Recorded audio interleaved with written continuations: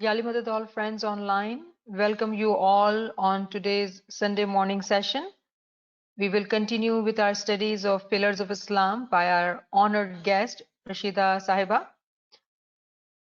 Just some ground rules today. We will close the chat during the session. You can, during the session, if you would like to share your questions, you can share with organizers. We have Naveen Sahiba, Salim Momin Sahib, and myself. You can get our numbers from the WhatsApp group and you can share your questions, or we will turn on the chat immediately after the session. And please continue to keep your mute on. Thank you. Rashida Sahiba? Yeah, Ali Madad. Yali Madad Rashida Sahiba, welcome. Thank you so much for being here. We are ready for you.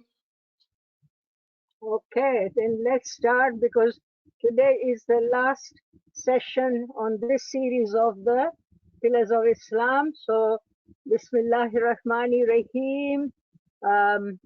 Many thank yous and gratitude uh, for all of you who have attended these sessions.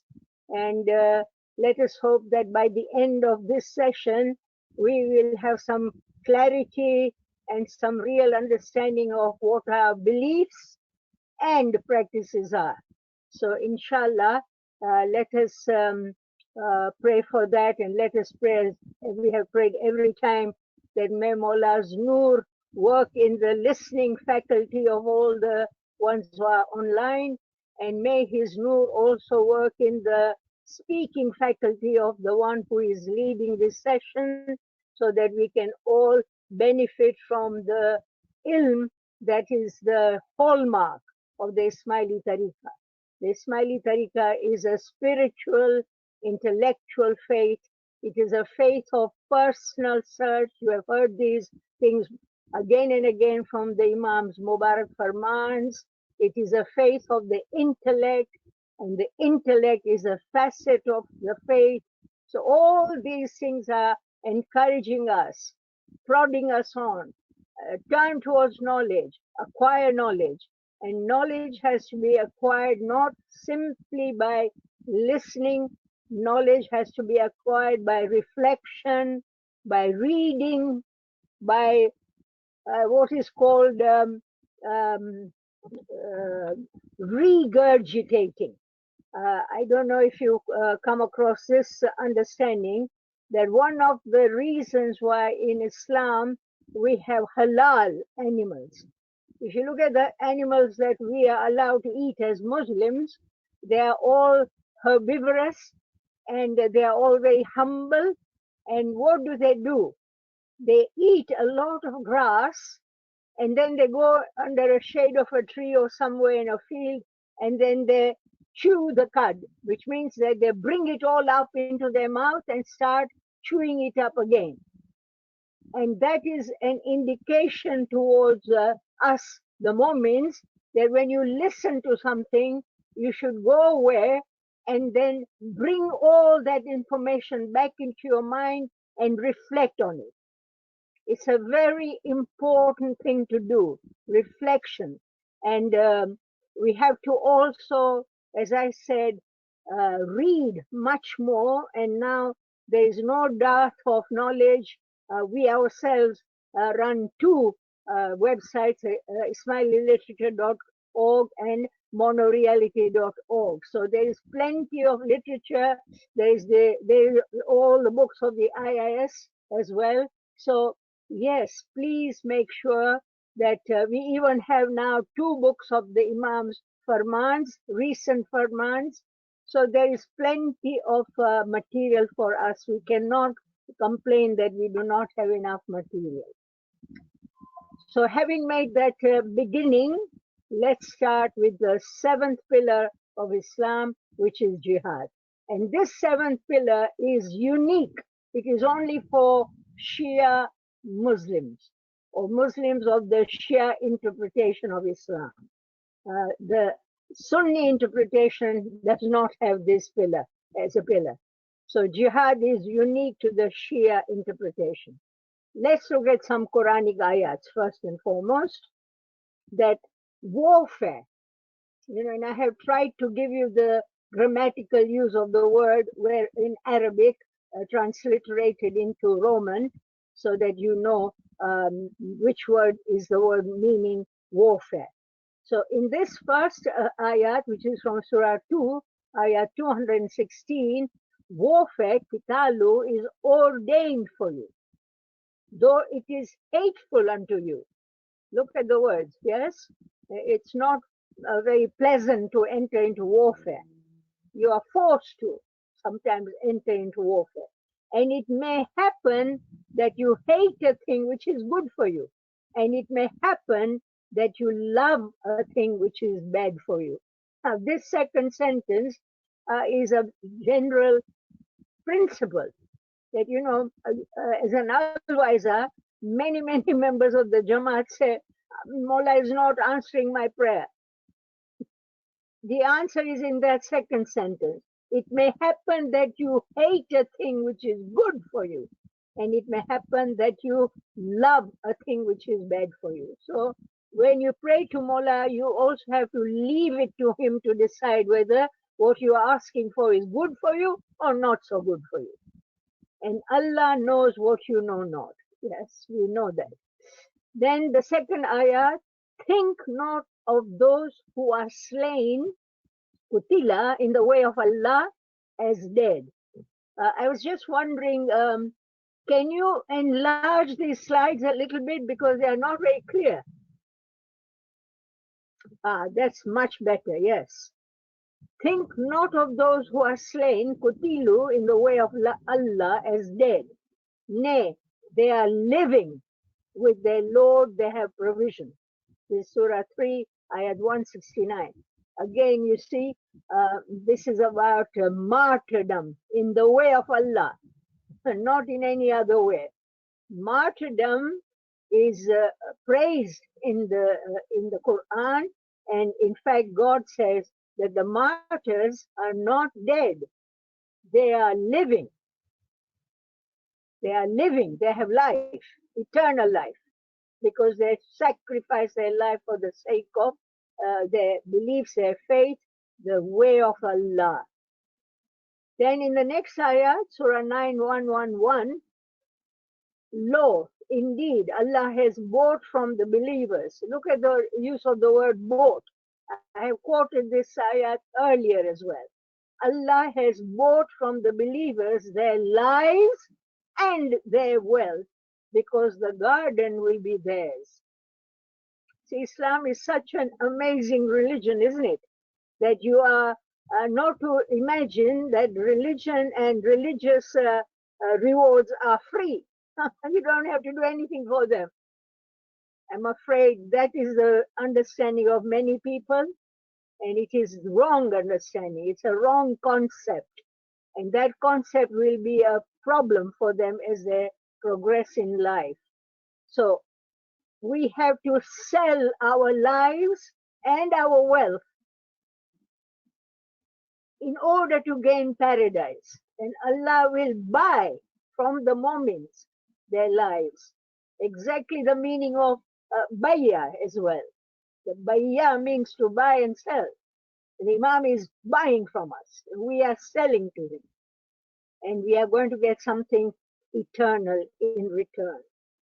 And then the Surah 9:111 continues, they fight, yukatiluna, in the way of Allah. And so they slay and are slain. Because you know that the Quran was being revealed at a time of great turmoil in Islamic history.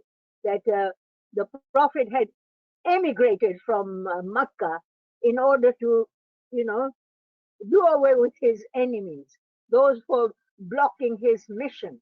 But they followed him to Medina again and again. If you know a little bit of Islamic history, you will know that Islam had to fight many defensive battles. Each time the Quraysh from Makkah with their superior armaments were coming to fight the Prophet and not leave him in peace, even though he had left Makkah and he had emigrated to Medina. And as for those who strive, now here comes the word jihadu, from which the title jihad comes. And as for those who strive for us, so you see it here, it is not fighting and it's not killing and being killed.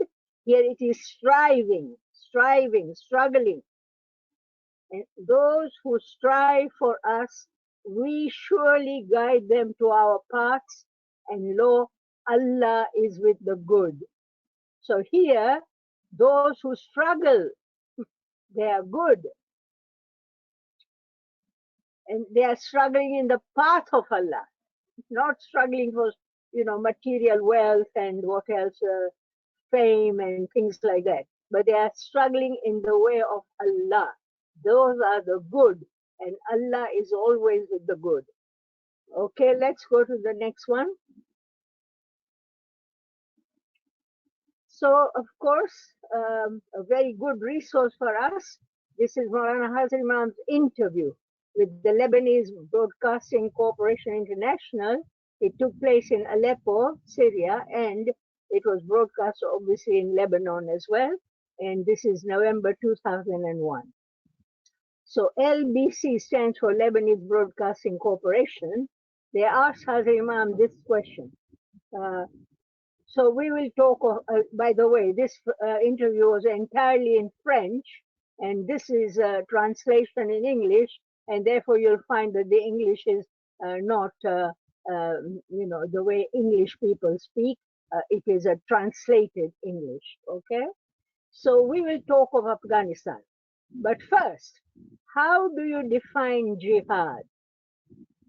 Hazar Imam, meaning His Highness the Aga Khan, AK, are the initials. So Hazar Imam questions back. He says, but how do you see the jihad? What is the definition that you want to give yourself of jihad? So the Lebanese broadcasting journalists, they say, holy war. What is called holy war since history? So they are pointing to the early times of Islam and saying, since history, what is called holy war, right? And the present interpretation, of course. So even they are aware that the interpretation has to change with time. The circumstances change. So now Hazar Imam gives them a full answer. To begin with, I think that there are several interpretations to that. What a beautiful way to give the facts. I do not think that there is in the Muslim world only one definition of jihad. See how he emphasizes his point? The word is used too frequently and in too many fields. It's used loosely too many times. But the jihad, now I've bolded these words because these are very important. But the jihad is before anything else a personal discipline. To begin, it is the search for personal improvement, which means that it is a personal effort in life. He put it very beautifully, very clearly that first and foremost, it means a personal discipline, a search for personal improvement, and a personal effort, right? 3 times he uses the word personal. So it is to do with an individual. Nowadays, it is to do with individuals entirely. So he says that's one definition. Another definition is the war against non-believers. That is what was happening in the time of the Prophet, that the Makkans were refusing to accept the message of Islam.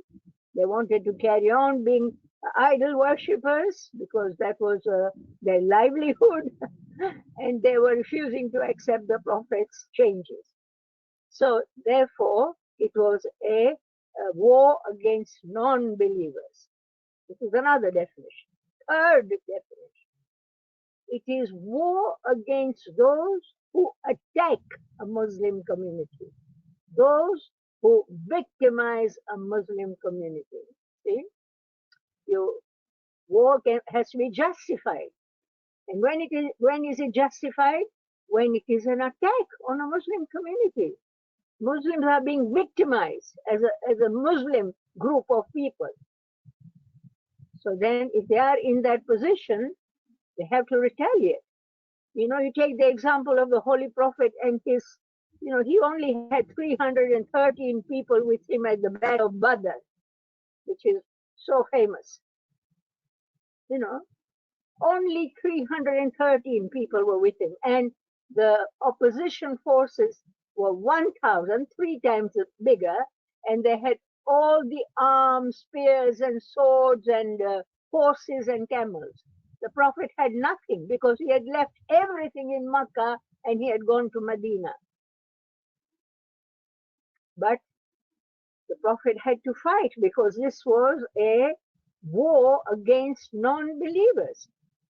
You know, some people think, oh, he was the Prophet of Allah, he should have been passive, he should have allowed these people to trample them.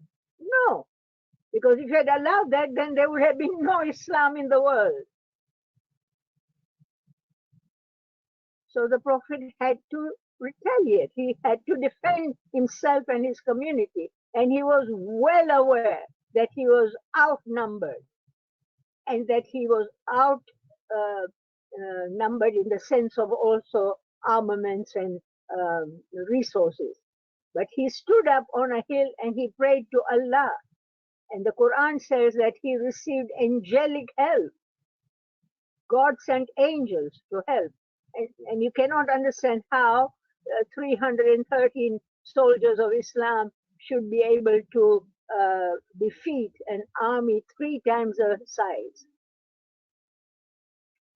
And after that, another one, Uhud, and another one, Kandak.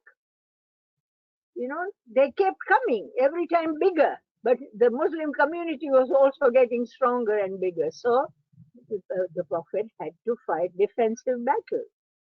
So these are the definitions from Imam-e-Zaman's own Mubarak words, and we should carefully reflect on that. First and foremost is that jihad means personal discipline. Only then, if the history so demands, does it become a war against non-believers, and if the history or circumstances demand, against somebody who attacks a Muslim community. Be very clear about jihad because that is a hot topic. And not only that, it is so misunderstood by the Western media. So we need to be fully aware of this. Okay, let's go to the next one. Now, here is Prophet Muhammad's definition. And look how consistent it is that in the 49th Jama also we have the same definition. But it is in a story form, so maybe you will remember it, all of you. So Prophet Muhammad, I have written here a short summary. Muslims had to fight several defensive battles during the Medinan phase because their Meccan enemies continued to mount many battles against them. During one such battle, which was won by the Prophet and the Muslims, the companions were really exuberant and they declared, "We have won a great jihad today." So the Prophet immediately intervened and he corrected them and he said, "Today you have won the jihad-e-asghar, a small physical battle. But you will have to continue to fight the jihad-e-akbar, the greater jihad." What is the greater jihad? It is a struggle against your own carnal soul or your nafs-e-ammara. And this jihad will be for the rest of your lives, the Prophet said. So this is part of our history. And look at that. Hazi Imam, it's a personal struggle. It's a personal discipline. It's for personal improvement. Did you notice the resonance across 1400 years? And that's your proof that it's the same Noor speaking. Okay, let's go on to the next one. This is Maulana Sultan Muhammad Shah, the 48th Imam. I have a feeling that I haven't got the words completely as he said them. I have just put what I could remember. Struggle is the meaning of life. Struggle, striving.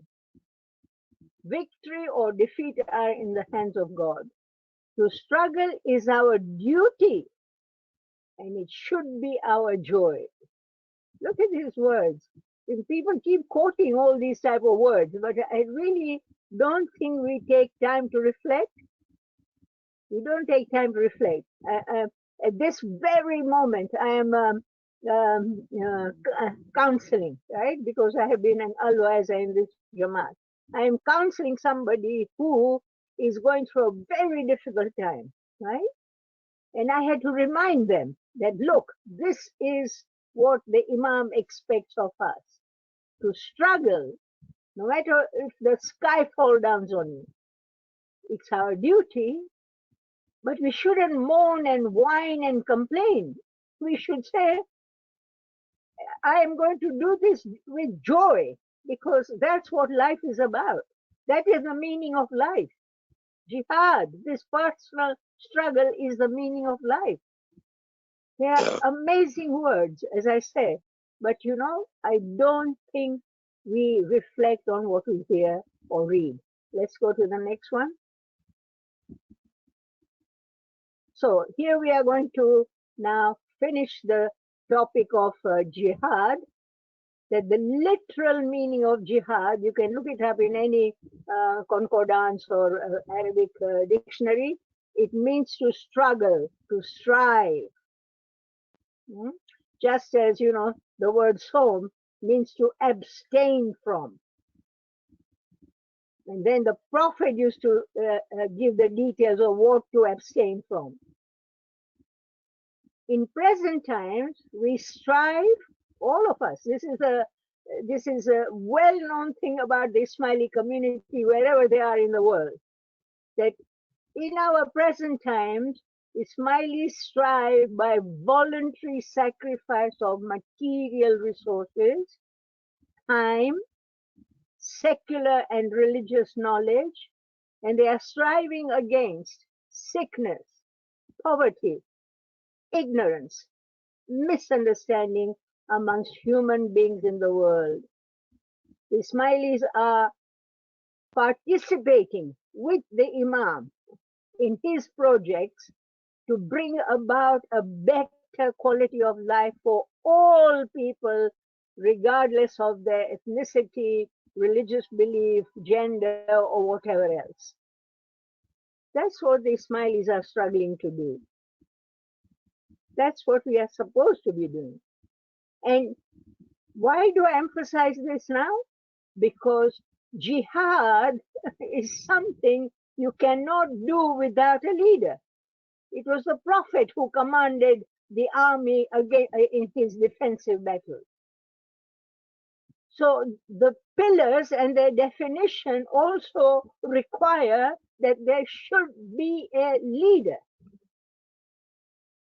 You cannot have jihad. Somebody in the Muslim community somewhere cannot just start, recruiting people on the social media and saying we are going on a jihad. That is not their right or prerogative. It is a divinely guided leader, divinely inspired leader who can do this, not anybody else. And this divine leader is only one always here with us. He's from amongst us. Ulil amri minkum. He's amongst us. He is the possessor of the divine command. He is the one who can declare a jihad if it is necessary for the Muslim community, not anybody else, not any Tom, Dick, and Harry. Please keep that in mind. And, you know, at this moment, this jihad of personal improvement and struggle is being done through the Aga Khan Development Network. It is so well known throughout the world. One should go to the website there and see the vast scope of work that is being done in every field, So this is the seventh pillar of Islam, jihad. Now, to conclude this series, and because this question was asked, I don't think it was yesterday, it was last week, I want to talk about what is the sunnah of Allah. Can we go to the next slide? Oh, sorry. I really need to bring some more things in before I go to the sunnah of Allah. Ek minute. No. Can you go back to this? Yeah, pillars of Islam, conclusions. Okay. Just a revision as well. We said that in Shia Islam, walaya, obedience and devotion to the Imam is the first pillar. The second pillar is tahara. And this tahara is the purity of your intention, speech, and action. Who will tell you which intention is pure and which speech and action is pure? For that you need a divine guide. Only a divine guide can tell you that your niyat, your speech and action should be of a certain quality. Then salah or namaz in Farsi, Persian. You know that even the Zahiri salat namaz is led by a man, a pesh imam, as it is called, of the masjid, who stands in front of the audience, of the congregation. So, and I think if you know some basic history, you know that the Prophet used to lead prayers in his time, right? So for prayer also, and namaz, salah, one of its ta'wils is it is the dawat-e-haq, meaning the true faith, invitation to the true faith. And the true faith has to be led by a prophet or imam. It can't be true if the prophet or the imam is missing. Then you have seen in zakah or sadaqah, what we in our interpretation call the song, that zakah has to be received by the prophet or imam. And in turn, they give you special prayers for barakah. So if you do not have a prophet or an imam, where is the zakat going? Where is it going? Is that the reason why so many Muslim countries are so full of poverty, that the zakat is not going to the right place? Ask yourselves these questions. Yeah, sometimes we have to ask these questions. Okay, then we come to Som and Rosa. And yesterday, in answering a question, yes, I had to come out and say, yes, Ramadan means Maulana Ali.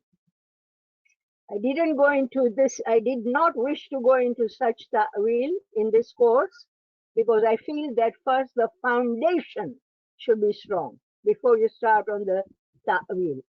So that's why today I decided that since we've talked about Maulana Ali, who represents a light of Imamat, then Som, to abstain from divulging the secrets, the hakikati secrets of the Imam.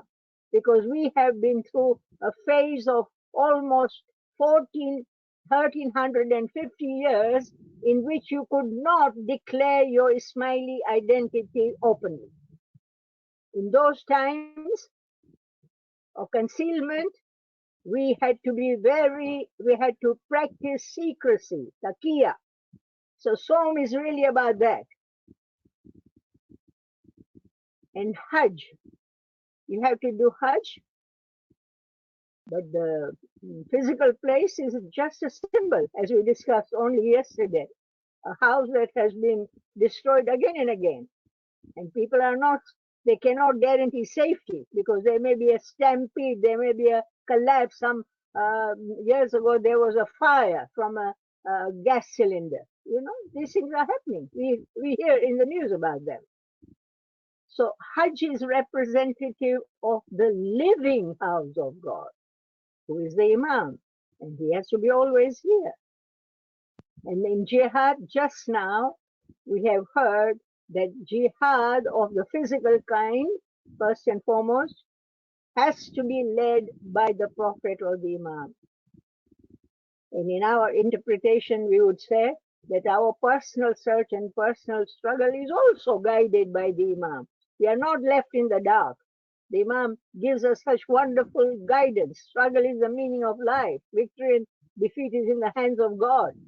But the struggle is your duty, and it should be a joy. This type of guidance helps us in our personal jihad. Okay, so now this is the conclusion of each of the 7 pillars. And now we go on to this one, because this question was asked, obviously by exoteric Muslim of this lady, and she was told, I think, that because we do not follow the Sharia practices, we are going against the divine Sunnat. So I want to conclude by bringing everything together in this topic. So divine Sunnat, literal meaning of Sunnat, is a way, Sirat-e-Mustaqim, if you like, course, same, or a rule, or a habit, or a custom, or a law. And yes, you can see again and again in the Quran. It is the Sunnat of Allah which has taken course aforetime, meaning the Sunnat of Allah was there even before the Prophet Muhammad. And you will never find any change in the custom or the Sunnat of Allah. That's what the Quran says. So yes, this exoteric Muslim had quoted the ayat correctly, but he had not understood the meaning. For him or her, the Sunnat meant the practices. So it's not the practices. We are going to come to this in a minute. Another ayat. And you will never find any alteration in the custom of Allah. Yes. This was our way, Sunnah, with those messengers whom we sent before you. See? And you will not find any alteration in our way. Now, this presents a dilemma for us. What is Allah talking about? His Sunnah has been coming from way back. Let's start supposedly at Hazrat Adam. Yes, so let's go to the next slide. So these are the questions. Which Sunnat is Allah referring to when he says that there is no change in it? No change in it. Second point, can it be the Shariats of Prophets Adam, Noah, Abraham, Moses, Jesus, and Prophet Muhammad? Can it be the Shariats? If you say yes, then I would have to ask you a question. I would have to say to you, but so why are there differences in them? Why does the Shariat of Hazrat Muhammad differ from that of Hazrat Isa, or Hazrat Isa from that of Hazrat Musa, and so on and so forth, going back to Hazrat Adam? Number 3, let's take the Prophet's time, because that's a history which is most recent to us, right? And we all know, I hope that you are all aware of the Constitution of Medina. They said that was the very first constitution anywhere in the world that the Prophet declared in Medina. Because when he came to Medina, he had 2 roles. He became the head of state and he continued to be the Prophet. And Maulana Sultan Shah describes this beautifully. He says that the Prophet had 2 roles. One, the essential one, which is being a prophet, and the other accidental. And you know, throughout our history, we have that. Fatimid Imams were accidentally caliphs of an empire. So they were primarily Imams. So in the Prophet's time, you know, the Prophet actually ordained a constitution for them. Why? Because there were Jews and Christians living and practicing their prayers and fasts in Medina. Why did the Prophet teach different prayers and fasts to his followers, the Muslims? Was the Prophet saying that what Hazrat Isa and Hazrat Musa taught was of, you know, no good? Why? Why did he change? And then, not only that, but why did the Prophet Muhammad make changes to the practices? For example, in the beginning, there was only one salah. But by the end of the revelation, there were 5. That's a change from 1 to 5. At first, the Qibla, the direction of prayer, was Jerusalem. And in 624, that is 2 years after migrating to Medina, the direction of prayer became Makkah with the Qibla, with the Kaaba there as the Qibla. So even during Prophet Muhammad's own time, there were changes. So why are all these changes there if Allah insists that there can be no alteration in His Sunnah? Today I thought I should challenge you all with some questions. And I have a few more as well, which I will ask later. Let's go now to the next slide. The answers. The answers to all those questions is that in religion there are 2 things. Some things are transitory and some things are permanent. Transitory things change, but the permanent things remain. So the form of practices is transitory. Yes, the form. How to pray, that is transitory. How to fast, that is transitory. And all the others. But the essence remains permanent. And what is the essence? The essence is the same. What is the essence? It is to recognize God through recognizing one's soul. And it is obedience to God through his Khalifa, Vicegerent, the appointed, Muhammad bin al-Mustafa. He was chosen by God. The Imams from his progeny were chosen by God. Every single divine guide has been chosen. The Quran is quite clear that they are Imams by our command. So, obedience to God through his Khalifa, not directly. How can you obey God directly? And the attainment of eternal salvation. We all want a good eternal existence, no matter what this temporary life gives us. Those are the essence. And then let's go to the next slide.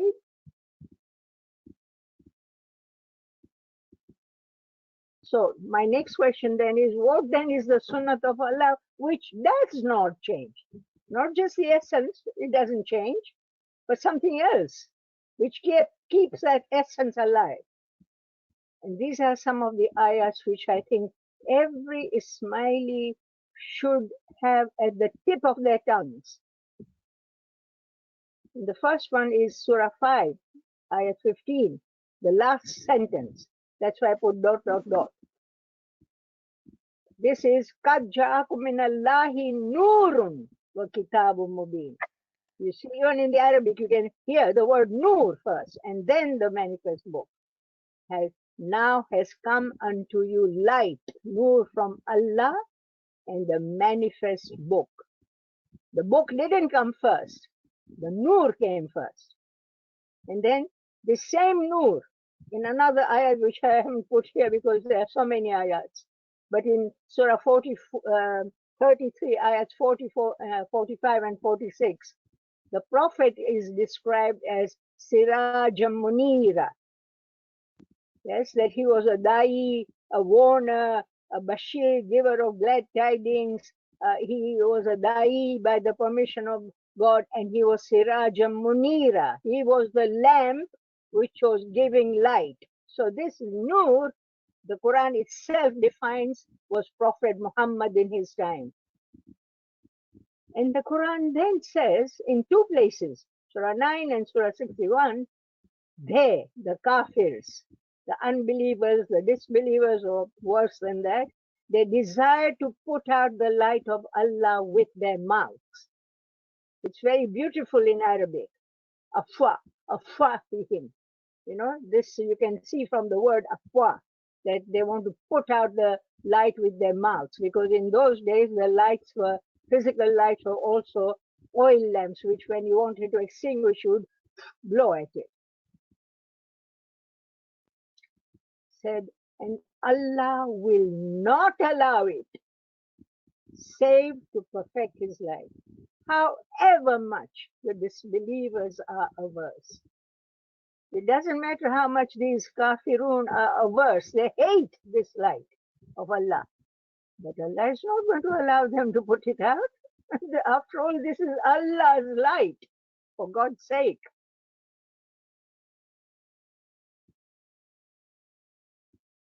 So this light has to be somewhere. We Ismailis, a very small community of 15 to 20 million, we claim that it is our Imam. So for us, we don't have to justify anything. It is the others who say there is no light. They have to tell us how the Quran is wrong. And then finally, indeed Allah chose As-Safa, from which the word Mustafa comes. Indeed Allah chose Adam and Noah and the family of Abraham and the family of Imran above all his creatures. See, it is Allah who chose them. And they are descendants one of another. And Allah is Samiun Alim. Here, Surah 3, ayat 33 and 34. This is what doesn't change. This is the sunnah that Allah is talking about. This sunnah has carried on from every single prophet and every single cycle, and it will continue, because when the prophet made that declaration of the hadith as Sakalain, two weighty things, the book and my progeny, it had to be two things, because a book without a teacher is useless. Even a book that you use in your ordinary schooling, let alone a divinely inspired book of Revelation, which is full of allegories and symbols and similitudes, metaphors. How is somebody going to understand them if there is no teacher?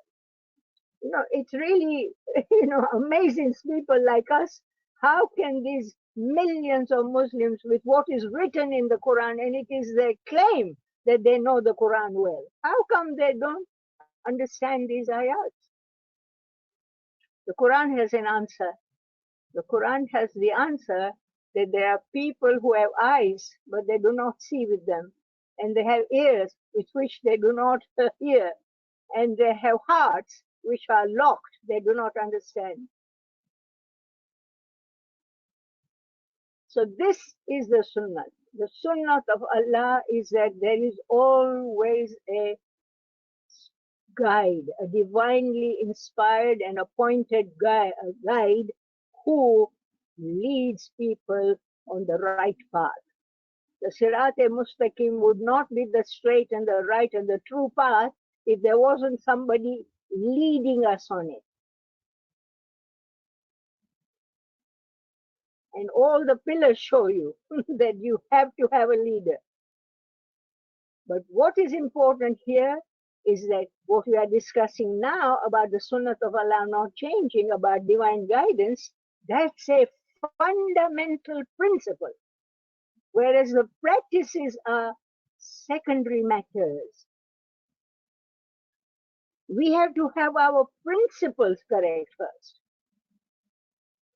And I find in my long experience of working with the Jamaat, our Jamaat gets involved in number crunching.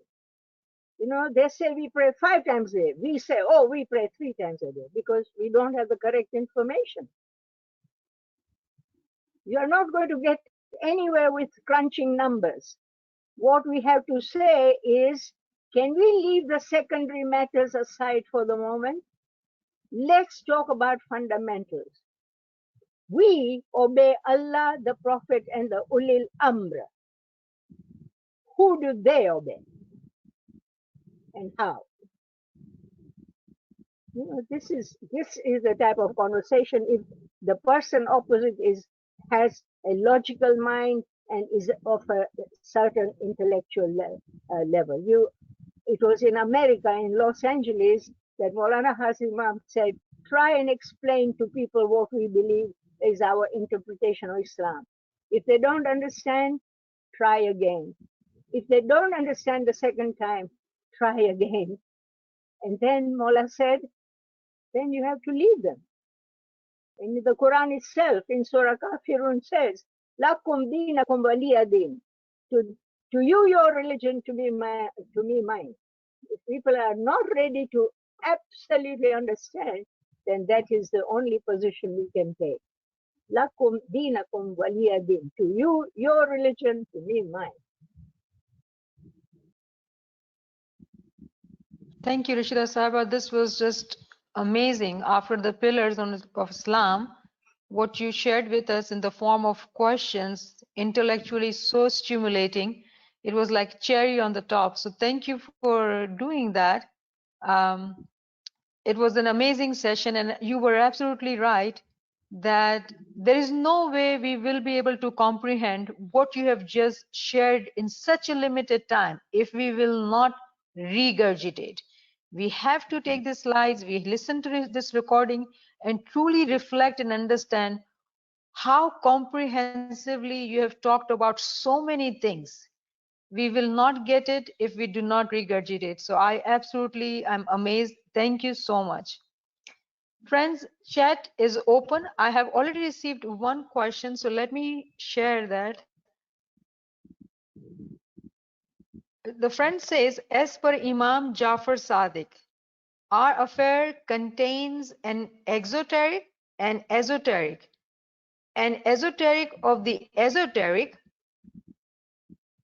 So my question is that the esoteric meaning that Rashida Sahaba explained today based on the Farman above, do we still have esoteric of the esoteric meaning of the pillars of Islam?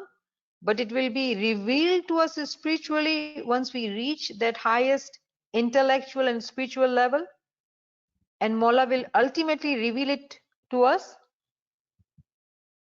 Yes, quite right. Obviously, the questioner has some reading and they have done some personal search for which many Mubarakis to you. That yes, Maulana Jafar Sadiq is saying exactly what the Holy Prophet had said. That for every Zahir of the Quran there is a batin. In fact, 7 batins, and in another narration of the Hadith, 70 batins. And Maulana Jafar Sadiq was the Imam to whom one Momin came and said, Maula, can you please explain this ayat of the Quran to me? And the Maula gave him a tawil. He was very happy. He left. A week later, he came back again with the same ayat. This time, Maula gave him another tawil. So he was really surprised, amazed. He said, oh Maula, last week you told me this week you are telling me this. So Mola said, if you come to me next week and the week after and the week after, I will give you more ta'wils. I will give you more ta'wils. So ta'wil is a process. You know, the ta'wil which Sayyidina Muyafiddin Shirazi and Pir Nasir Kisra did is not the same as the ta'wil which has been done in Maulana Sultan Washa and Shah Karim's time. There's a huge difference. Because the tawil also has to be according to the time and space. It has to be according to the digesting capacity of people.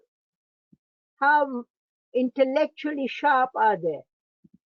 So tawil is a process, yes, and it will go on because, you know, I hope you understand when we say وَكُلَّ شَيْءٍ أَحْصَيْنَاهُ فِي إِمَامٍ مُبِينٍ. You know, the Quran says that he is awwal, he is akhir, he is zahir, he is batin, huwa bi kulli shay'in alim. He has knowledge of everything. So are you going to be able to confine the knowledge? and enumerate it and quantify it. No, the Imam's knowledge is like an ocean. That is why I wanted to get that book so I could give you the exact page number, but I haven't had a chance because life is suddenly very busy. And but if you have shimmering light, go to P. Nasir Khisrao's section, and there is a poem entitled Exoteric and Esoteric.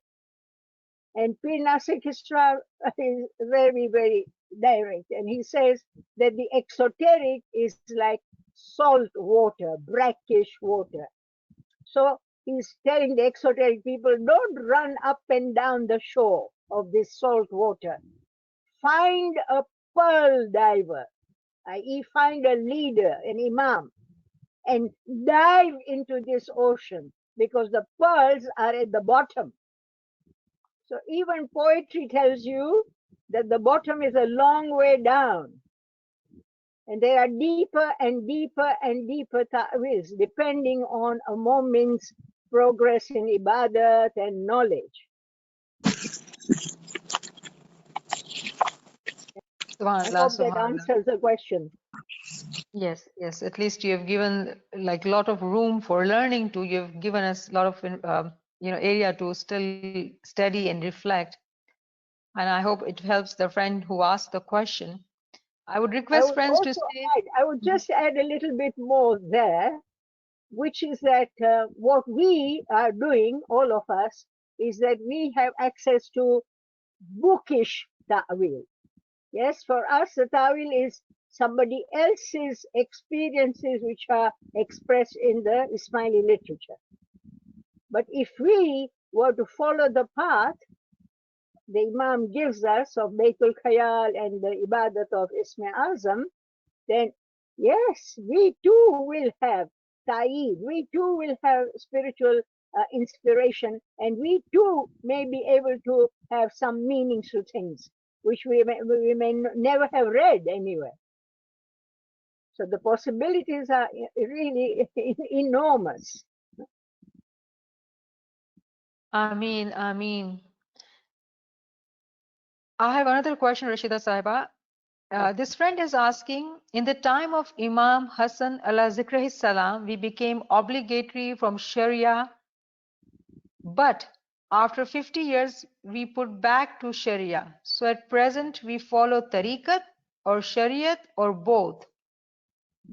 The question may need readjustment, Rashida Sahiba. It's okay, I understood the gist. Right. So the person who has asked this question has obviously read some Ismaili history. And you may or you may not be aware, but Ismailis have had a very, very difficult time throughout history, right up to 1848, when Darkhana in Mumbai was established.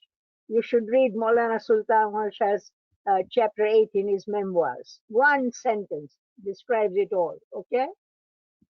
So, yes, Maulana Hassan Allah Zikrihi Salam, he elevated, okay?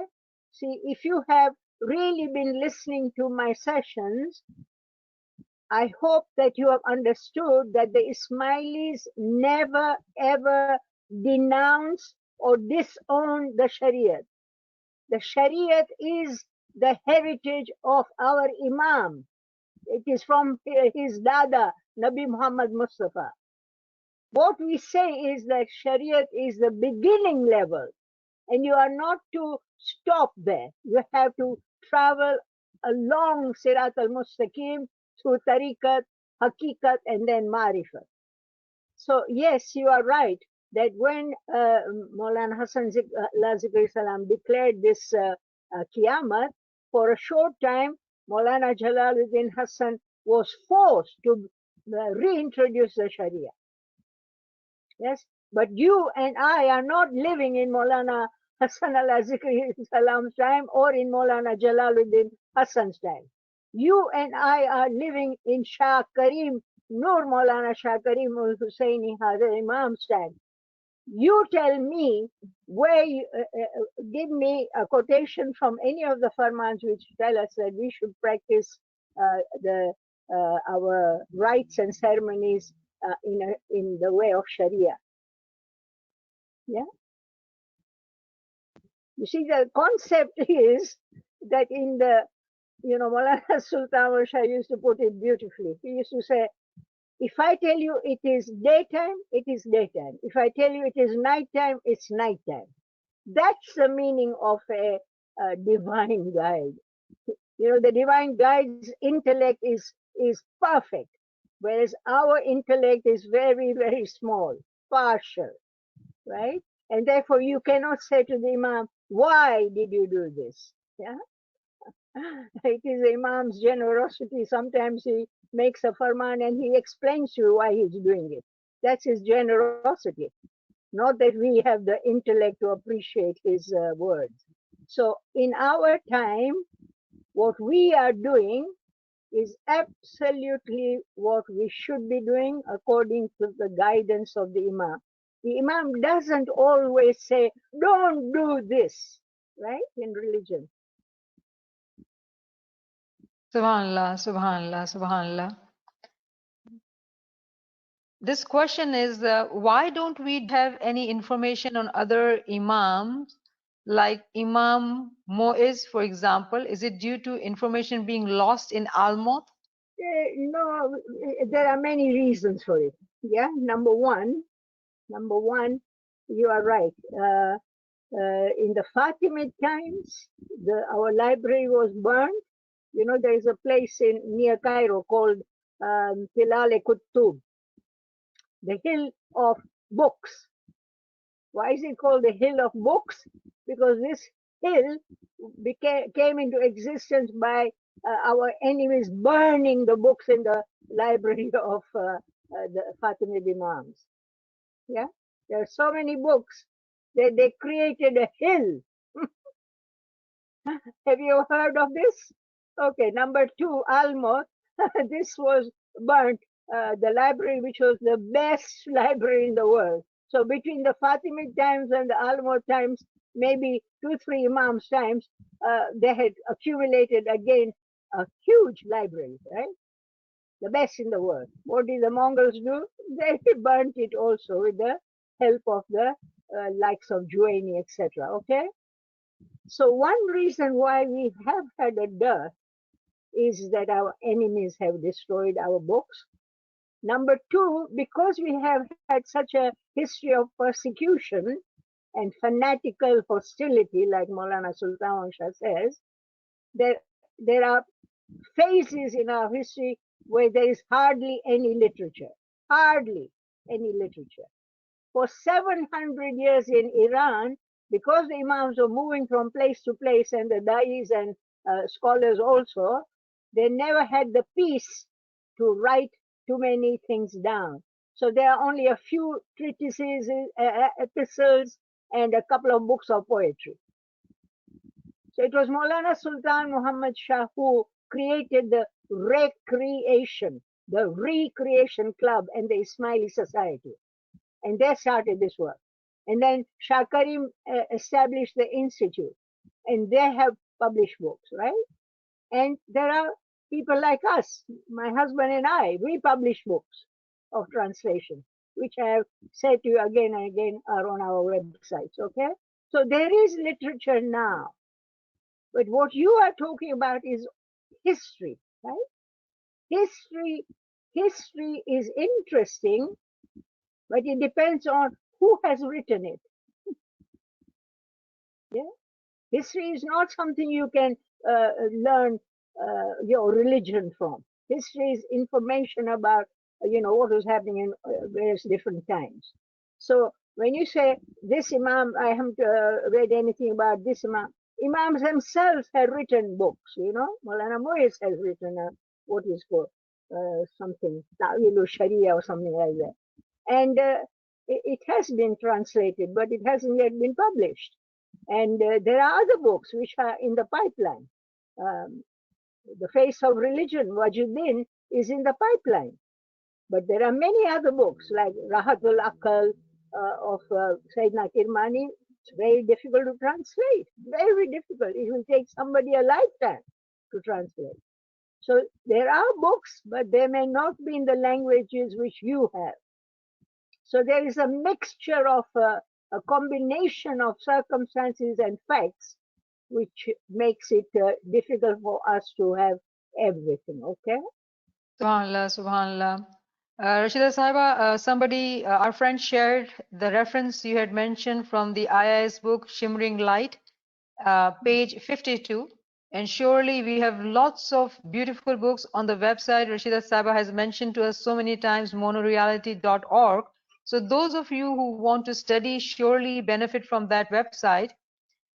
And then this is again, you have answered this question, but I think a friend has asking, so I'm just going to ask you, has Hazrat Imam ever said in his Farman that you do not follow the basics of Islam, which we consider as Sharia?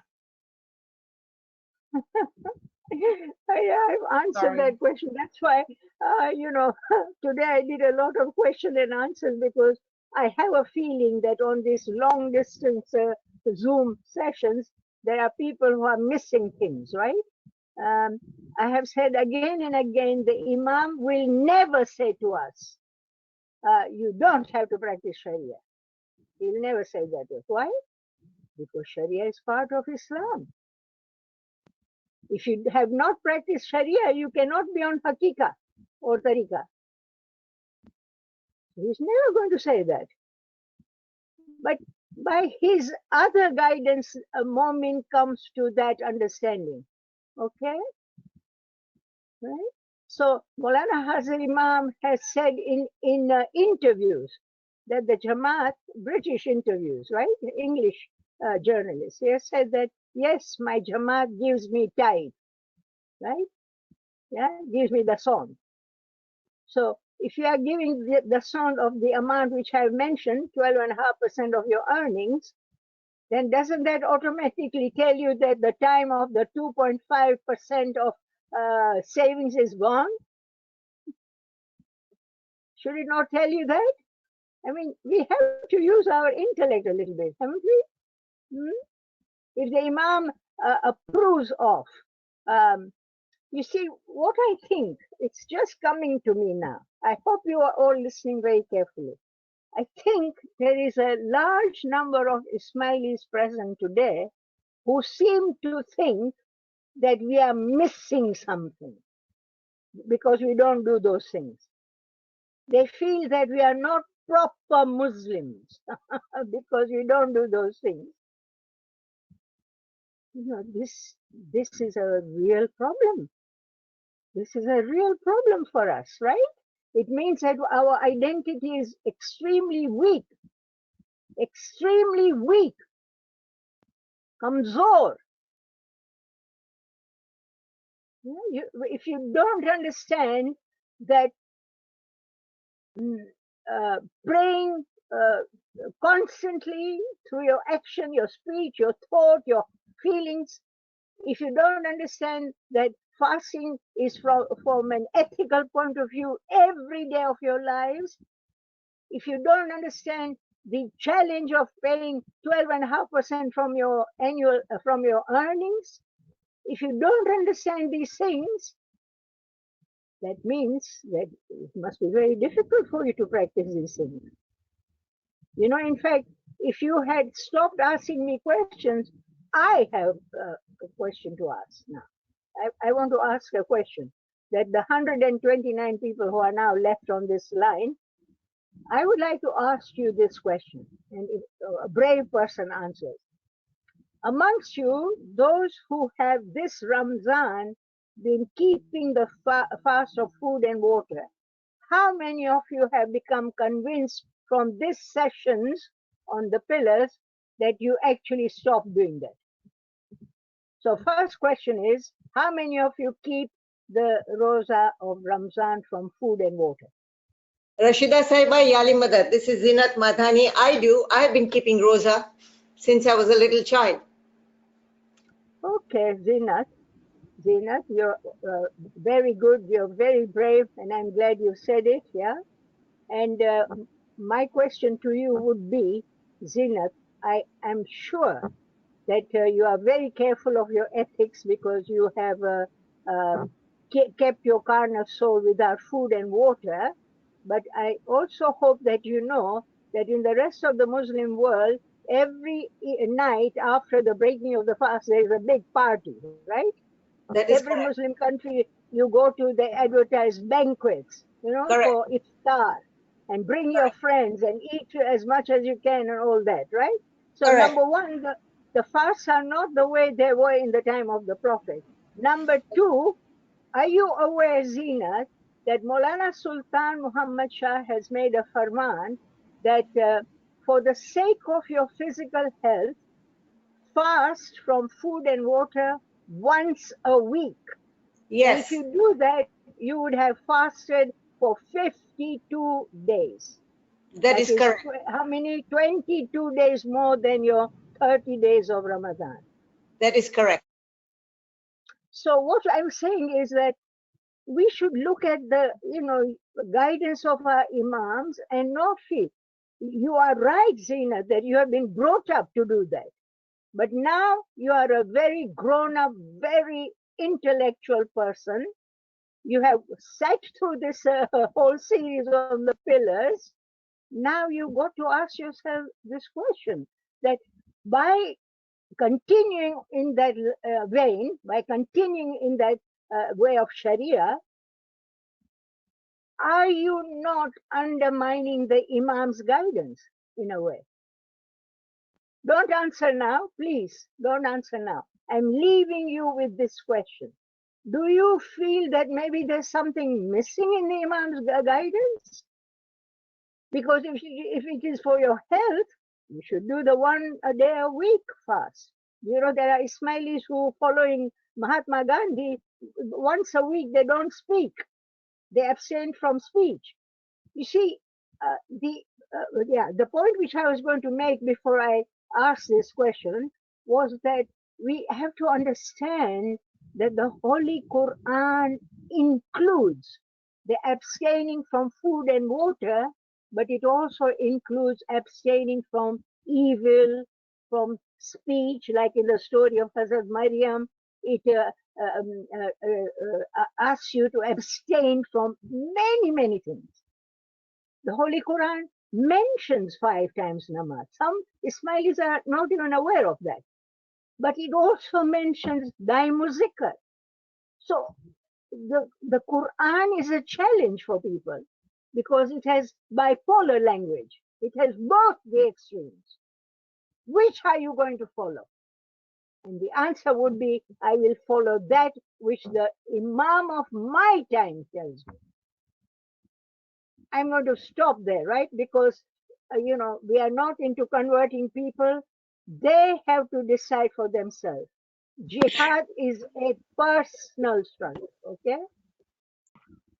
Yeah, one of the lecture and Dr. Ismail, Shiraz Ismail, I listened his voice that he said that Princess Zara and Hazir Imam were invited in the meeting with his Ismaili Murid, and then there was Ramadan, month of Ramadan, and they put the food on the table. Then Princess Zara said, "Only me and my dad are fasting." So, Maulana Hazimam and his family, they do fast. I know I don't want to talk about my Hazimam, but his family too. So, can you answer, please, this because I'm fasting. We are fasting since we were like young kids, since 7-8 years. Yeah, So I we wish, don't know. Farzana, I really wish that people who are, speaking to the Jamaat should not share anecdotes about the Imam's family or the Imam. Okay? Yes? They should not share them. Why? They are a different class of people. What did I say only a few minutes ago? The Imam is akle kul. We are not on that level.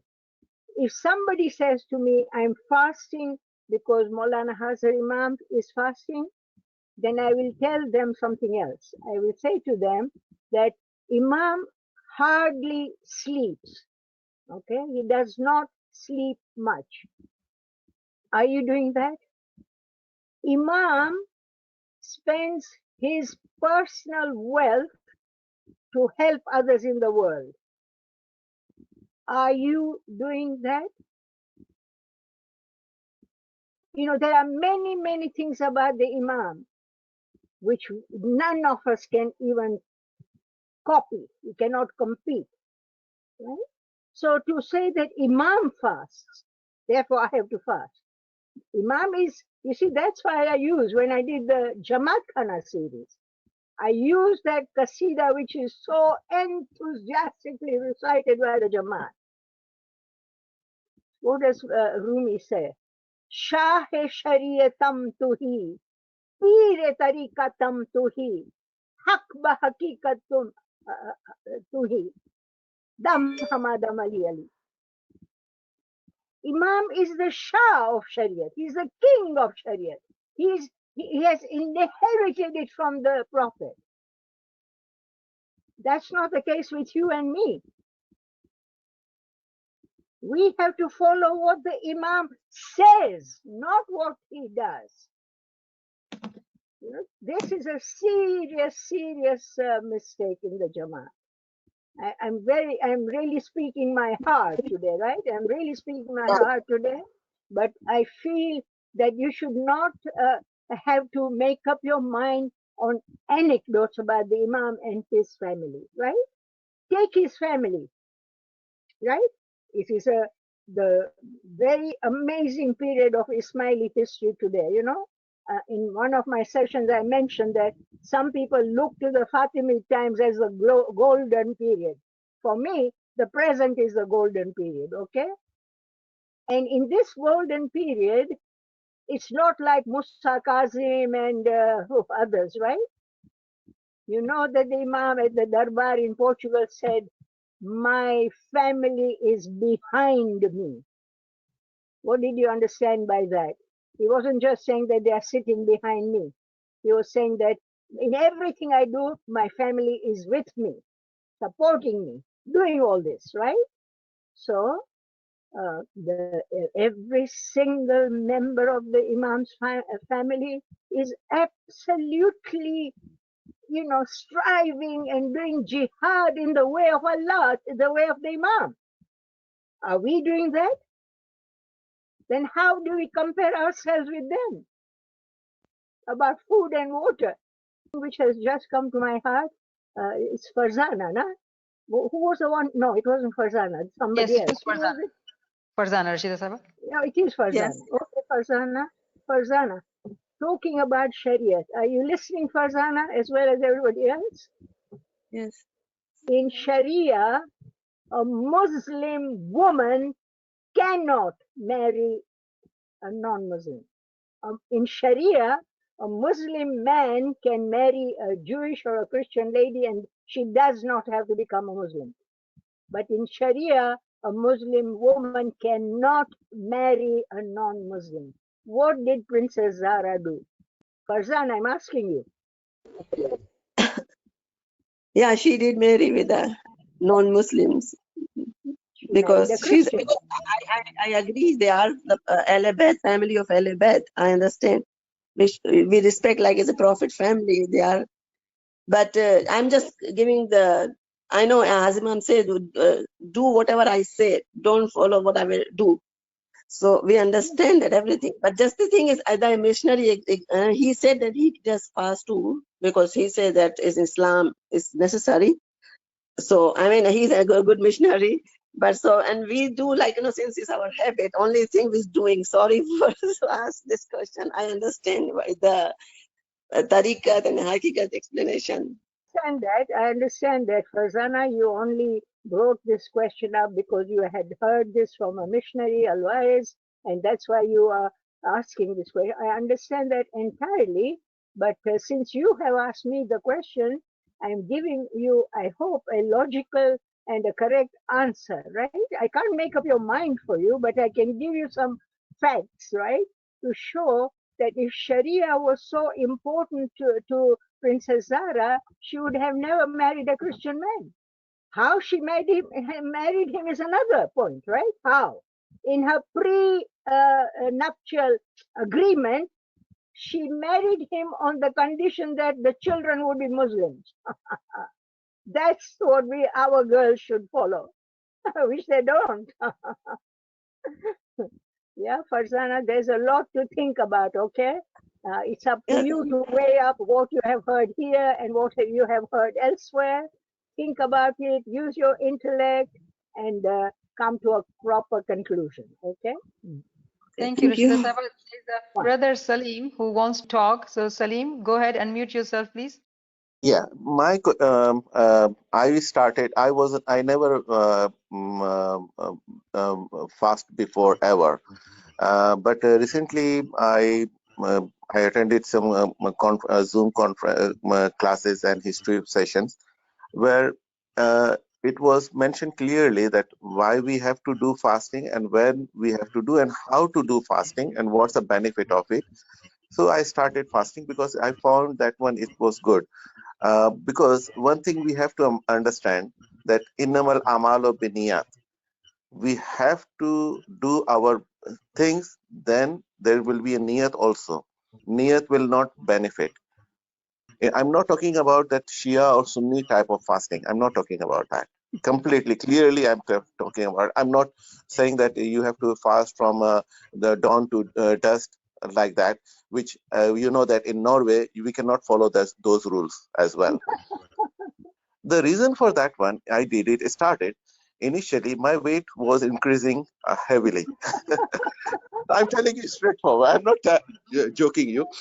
And just imagine, in 15 days' time, I lost, I think so, 5 or 7 kgs. No, Sorry. let me tell you on that point that your 7 kilos will be back in the 15 days after Ramadan. You know, Salim, you have said quite a lot, and I appreciate what you have said. There's no way I'm going to say no. But look, you're saying that you fast according to your own understanding, you know, not like the people in Norway, etc. All this shows that you are not following the Sharia.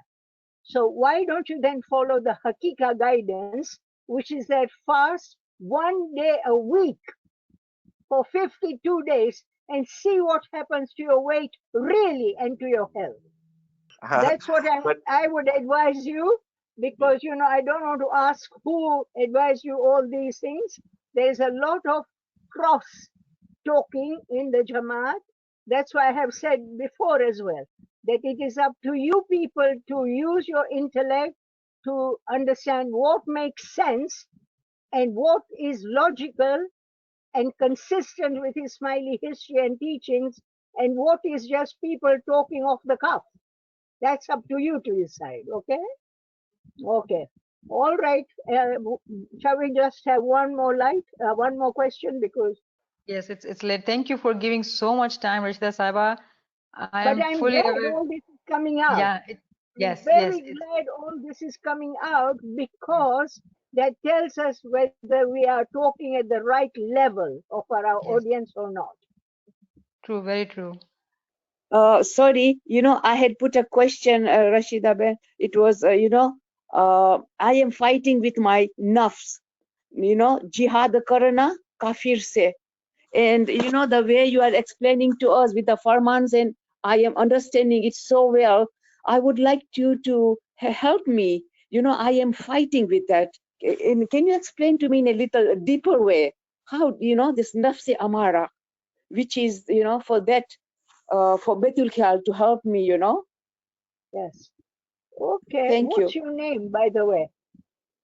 Yasmin Shamji. Okay, Yasmin, you asked a Yes. very important question, actually. It is a very, the sort of question that we should be asking in order to progress towards Marifat, yes? Yes. Nafse Amara, another way of explaining Nafse Amara is that it is our personal shaitan, okay? Yes. The minute you say this to anybody, they get really frightened and they say, oh Khuda, I have a shaitan. But there is a story about the Holy Prophet. Somebody asked him, right? Some very innocent, naive person must have said to the Prophet, Ya Rasulullah, you have just told us that a human being is born with two forces, an angelic force, angel, and a shaitan. So he said, Ya Rasulullah, did you also have a shaitan? And the Holy Prophet replied, yes, I also had my shaitan, but Alhamdulillah, my shaitan has now done bayya on my hand and has become a Muslim. So you see, there is so much teaching in this, that we too have to convert our nafs amara, which is a shaitan, into a Muslim, which follows the guidance of the Imam. How do you do that? Yes, you need very strong willpower. But how can you strengthen your willpower? To strengthen your willpower, you need two things. You need knowledge and you need zikr. These two things, they help you to strengthen your willpower so that you don't listen to the waswasa of your shaitan, right? So that is what you have to cultivate. Zikr, constant zikr, and that's why, on the level of hakika, we are being told about doing this, right? So cultivate your, sorry, not cultivate, but develop your zikr, constant zikr, that will strengthen your willpower and also acquire the correct knowledge, the hakikati knowledge. So now think about a day, okay? Let's take any day, Monday. And on this Monday, your nafs tells you, oh my God, there's such a beautiful movie on today, right? Netflix and all these things that you can have. So, why don't I skip Jamaat Khana today, right? Or why don't I postpone the time of my two duas because this is right in the middle of my film. Your intellect should tell you, today I have the technology, I can record this film if I want to. I'm not going to listen to my nafs. I'm going to say my dua on time. I'm going to go to Jamaat Khana if that's possible. That's how you control your nafs, okay? Bit by bit. I only given you one example. There are many, many examples, Every day you will have examples, that somebody says something to you which you don't like. You snap back. You hold yourself back. Let the person say what they want to say. It's very tough, very tough, because the nafs says, teach them a lesson. That's what the nafs will tell you. So all these things, and if you look at the Prophet's life, he was a sadiq. He never told a lie. He was al-amin, the trustworthy. When that silly woman threw rubbish on the Prophet, he didn't retaliate. In fact, the day she stopped throwing it, he went to find out what had happened to her. And he found that she was sick. And he helped her. Would we have done that? Because our nafs is very strong. Yeah. And also in what you eat, what you eat. For instance, if you eat too much animal-based products, and if you eat more than your stomach desires or deserves, you will strengthen your nafs. You will strengthen your nafs. So there are many, many, many things you can do to control your nafs. And Maulana Sultan Shah has a beautiful, beautiful story about it, right? He said, in Gujarati, I'll say it in English in case there are not people here who understand Gujarati. Maulana Sultan Shah said that if you have a horse, very lively horse, and you climb on your horse, but you don't take the reins, you let the reins go. This speedy, lively horse will take you where it wants to go. But if you take the reins in your hand and you tell the horse to go to a certain place, the horse will take you to that place faster. Our personal shaitan is like that. when we will ride our personal shaitan and hold the reins, meaning we will guide that nafs where to go, that same thing will take us faster on the path of spirituality. It will take us faster to our goal, our objective. That's the beauty of this shaitan. People are afraid of it. You don't have to be afraid of it. You have to control it and guide it. And Mola also helps you. And you will reach a stage where your nafs amara will transform into nafs lawwama, which means if you do the slightest wrong thing, a voice will say in your heart, that was not right. So you will have something inside you. Your angel will speak up because the angel has become stronger. You shouldn't have done that. Small thing you may have done. And if you listen to the nafs lawwama again and again and again, then there are chances that you will go to the nafs mutmainna, the satisfied soul. Do you know what the Quran says about the satisfied soul? Oh, the nafs mutmainna, the satisfied soul. You are pleased with your Lord, and your Lord is pleased with you. Enter my garden, enter my Jannat, enter among my friends. This is Surah 89, the last 4 ayats.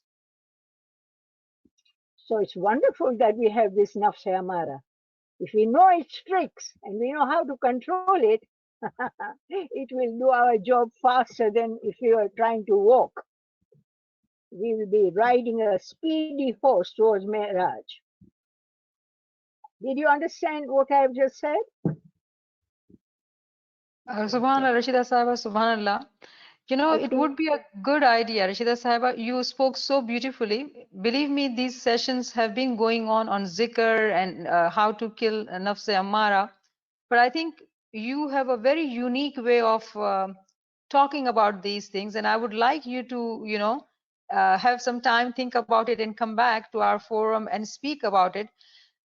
I do hear repeatedly the question about not being able to concentrate during the bandagi time, and though we do relate it to zikr and the whole day fasting and our ethics, niyat, all these topics have been talked about, but I feel if you were to have time and talk about these things, surely we will all benefit, Saiba.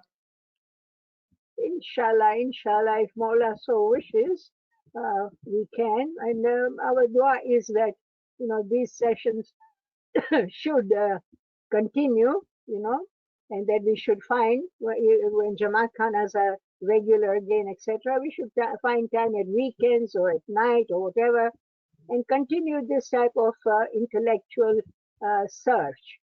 Because you know this Swahili Tariqa is full of treasures. You know, yesterday you invited me to do Bibi Azari. You heard what came out of me. You hadn't told me in advance. I didn't plan anything, but automatically the words came that the Ismaili Tariqa is that Tariqa of the living Noor of God, which is full of ilmi, intellectual treasures. And to sit in an ilmi majlis, assembly, is to experience paradise. This is Kalam-e Mawla. You all hear this in the Jamaat Khana. I hear it. So yes, we should definitely continue, and inshallah, sometimes we should also spend time on reflecting back on these sessions and see what will help people more, right? I think those of you who run these platforms should have maybe a short meeting to reflect on what were the comments and what did the people ask and etc., and then devise a proper curriculum maybe, yeah? Wonderful suggestion, Rashida Sahaba. We'll surely look into it. Alhamdulillah. Thank you so much. You've given so much time. I always like you to do some dua, but we have used so much of your time, I wonder. But thank you so much from bottom of our heart. Each one of us, we are so happy, so grateful that you've taken out time and given to us. Thank you so much. My happiness, my pleasure, and also to those who ask questions and I try to reply. If in any way I have failed in giving a proper answer, please forgive me and pray for me. And in the same way, I pray for you all. Again, that may Mola Khudawan, by his Nurani spiritual help each one of us to understand the Hakikati path of our tariqah and to understand how lucky we are, how blessed we are to have the Nur always with us, and to remember that one sentence of our preamble of the Constitution, the Imam's ta'aleem lights the murid's path to spiritual enlightenment and vision. Ya Mawla, you and you alone I want to follow, not only in this world, but in my life hereafter. Mola, तुझे बिना कोई अवर न दिसे, अमने छे तमारो आधार, तुझे बिना अमे एकला सामी, सामी तमे था जो रखवार. आमीन. या नूर मौलाना Shah Karimul Husaini हाजरीमा. Subhanallah, Subhanallah, Subhanallah. Thank you, Yali Madad, Yali Madad, Yali Madad, all friends. Mola Ali Madad to everybody. Mola Ali Madad, Mola Ali. Thank you, Yali Madad. Thank you, Rashida Saiba, Yali Madad. Yali Madad, Niyamat Apa. Thank you.